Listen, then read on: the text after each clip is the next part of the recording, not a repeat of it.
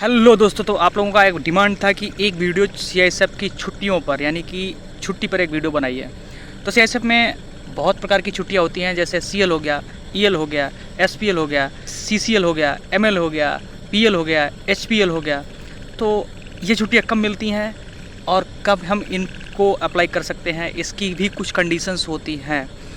जैसे सीएल हो गया, ये हर साल में 15 मिलती हैं और वो 1 साल तक ही वैलिड होती है। अगर आपने 1 साल के अंदर सीएल नहीं लिया तो वो आपकी एक्सपायर हो जाएंगी और अगले साल फिर 15 मिलेंगी। तो सीएल छुट्टी बहुत ही गजब की होती हैं। और ईएल के बारे में अगर बात करें, जिनको हम अर्नड लीव कहते हैं, ये 1 साल में 30 मिलती हैं। हर 6 माही में, मतलब पहले 6 महीने में 15 ऐड होंगी और लास्ट के 6 महीने में 15 ऐड हो जाएंगी।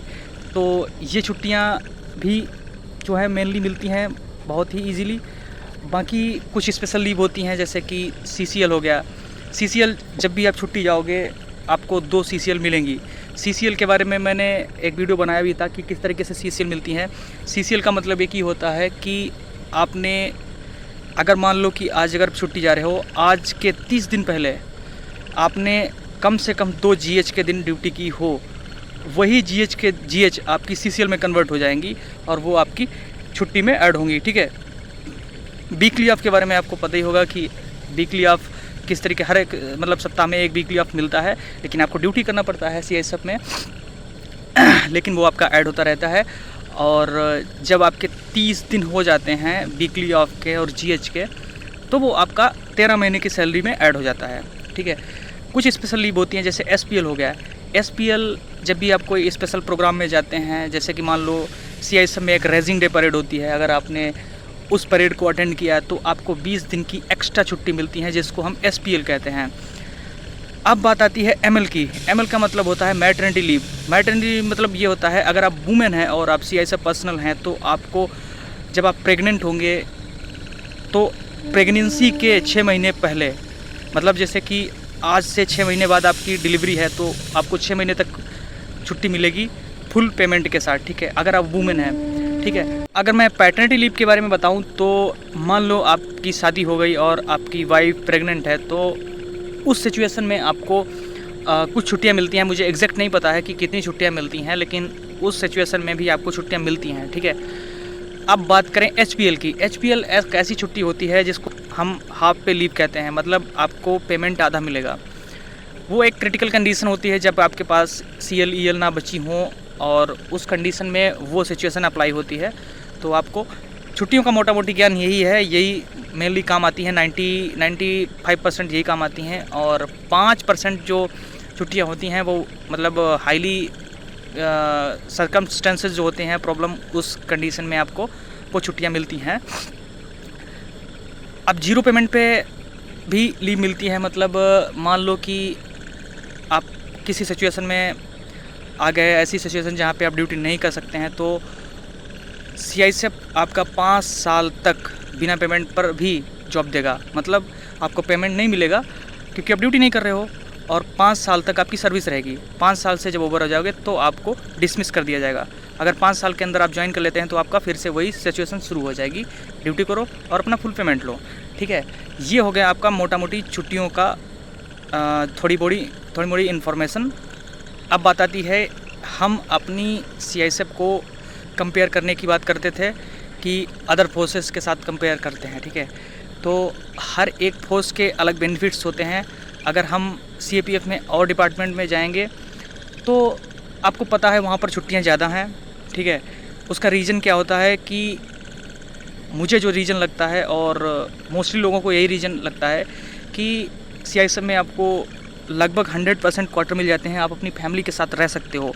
अदर फोर्सेस में आपको 100% क्वार्टर नहीं मिलते हैं, इसलिए वहाँ पर छुट्टियाँ ज़्यादा होती हैं, और छुट्टियाँ मिलने का प्रोसेस वो भी थोड़ा आसान होता है कंपेयर टू सीआईएसएफ। ठीक है। ये हो गई बात। एक भाई मेरा बोल रहा था कि अगर हम कंपेयर करें सीआईएसएफ को आरपीएफ से, जो कि रेलवे प्रोटेक्शन फोर्स होती है, उससे कंपेयर करें, तो उससे कंपेयर करने में मैं अभी जब छुट्टी जा रहा था तो मुझे एक आरपीएफ पर्सनल मिला, मैं उससे थोड़ा बात भी किया। तो मुझे जहाँ तक लगता है कि आरपीएफ की ड्यूटी थोड़ा टफ है सीआईएसएफ से, क्योंकि उनको वेपन मिलते हैं, वेपन हमको भी मिलते हैं, इवन हम लोगों को और एडवांस वेपन मिलते हैं क्योंकि हम CAPF में हैं, ठीक है। हम लोगों को मल्टीपर्पज़ यूज़ किया जाता है, टेररिस्ट के अगेन भी हमें यूज़ किया जाता है सिचुएशन के हिसाब से। नक्सल्स ऑपरेशंस में भी हम लोग यूज़ किए जाते हैं। लॉ एंड ऑर्डर मेंटेन करने के लिए हम लोग हेल्प करने के लिए जाते हैं। इलेक्शन ड्यूटी में भी हम लोग जाते हैं, VIP सिक्योरिटी में भी हम लोग जाते हैं, NSG में भी हम लोग जाते हैं, SPG में भी हम लोग जाते हैं, ठीक है। तो हम लोग तो मल्टीपर्पज़ यूज़ के लिए ही हैं। तो हम लोगों का जो ड्यूटी है थोड़ा ज़्यादा डिफ़िकल्ट है इस रीज़न के कारण। मगर अगर आप CISF की परमानेंट ड्यूटी के हिसाब से अगर देखोगे तो मुझे इसलिए RPF की ड्यूटी मुश्किल लगी क्योंकि उनको, आपने देखा होगा कि यात्रा के दौरान ट्रेन में RPF पर्सनल्स घूमते रहते हैं, तो वो अपने पास बैग भी रखते हैं, मतलब जो भी उनका पर्सनल यूज़ सामग्रियाँ होती हैं, और वेपन भी वो हैंडल करते हैं विद एम्यूनेशन। तो वहाँ पर इतना ज़्यादा रश होता है ट्रेन के अंदर, तो उस सिचुएशन में वो उसमें पेट्रोलिंग करते हैं। तो सबसे ज़्यादा बड़ा मुझे जो खतरा थ्रेट लगा वेपन की सेफ्टी के लिए। मान लो कि आपका कोई भी पार्ट पुर्जा टूट गया वेपन का, तो उसकी रिस्पॉन्सिबल आप ही होंगे, ठीक है। आपको ही पनिशमेंट मिलेगा उस चीज़ के लिए। तो मुझे इस चीज़ में थोड़ा सा मुश्किल लगा। और उनका ड्यूटी जो है जिम्मेदारी का इसलिए होता है क्योंकि वो रहते हैं स्टेशंस पे, तो स्टेशन पे बहुत ही अनऑथराइज्ड पर्सन भी आते हैं। CISF एयरपोर्ट पे लगती है, एयरपोर्ट पे बहुत ही हाई टेक्नोलॉजीज़ मशीनरी रहती हैं फ्रिस्किंग के लिए, चेकिंग के लिए, तो उसमें उतना ज़्यादा रिस्क नहीं लगता है। और हर जगह कैमरास वगैरह लगे रहते हैं, तो अगर आपकी कोई गलती नहीं है तो आप उसमें क्लियर अपने आप को सही साबित कर सकते हैं। लेकिन स्टेशंस पे इतनी ज़्यादा सिक्योरिटी नहीं होती है कंपेयर टू एयरपोर्ट, तो वहाँ पर इस चीज़ का भी थोड़ा थ्रेट रहता है, ठीक है। और दूसरी चीज़ ये है कि CISF में इतना ज़्यादा केस हैंडल नहीं करना पड़ता है। और RPF में मान लो कोई एक्सीडेंट हो गया, कोई बंदा ट्रेन से कट गया, तो उसका भी पूरा उनको मेंटेनेंस देखना पड़ता है, मतलब जो भी हुआ कैसे हुआ, जवाबदेही वगैरह होता है।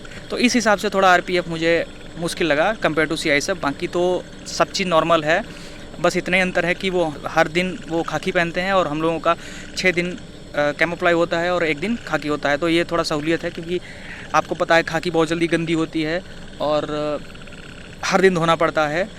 आपको लग रहा होगा कि ये क्या बोल रहा है, खाकी गंदी हो जाती है, ये बोल रहा है, लेकिन जब आप आओगे फोर्स में तो अब इस चीज़ को भी मेंशन करोगे अपनी ज़िंदगी में, एक हर्डल, एक ऑब्स्टिकल की तरह के, कि मतलब रोज़ यूनिफॉर्म धोनी पड़ती है। और जो कैमोफ्लाई होती है वो इतनी जल्दी गंदी नहीं होती है, तो आप उसको कई दिन तक यूज़ कर सकते हो।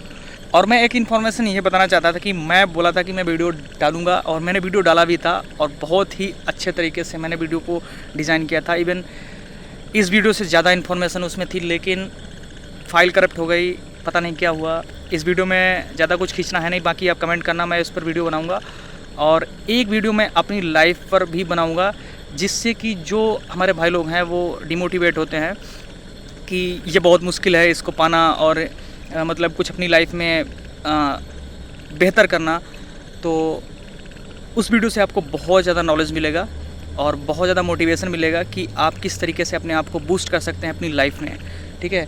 मेरी लाइफ में इतनी मुश्किलें थीं कि मैं अगर डिटेल से बताऊंगा तो मुझे 2 वीडियो बनाने पड़ जाएंगे। मुश्किलें हमें कुछ बनाने के लिए ही आती हैं। मान लो अगर हमारी ज़रूरतें ना हो तो हम कभी आविष्कार नहीं कर सकते।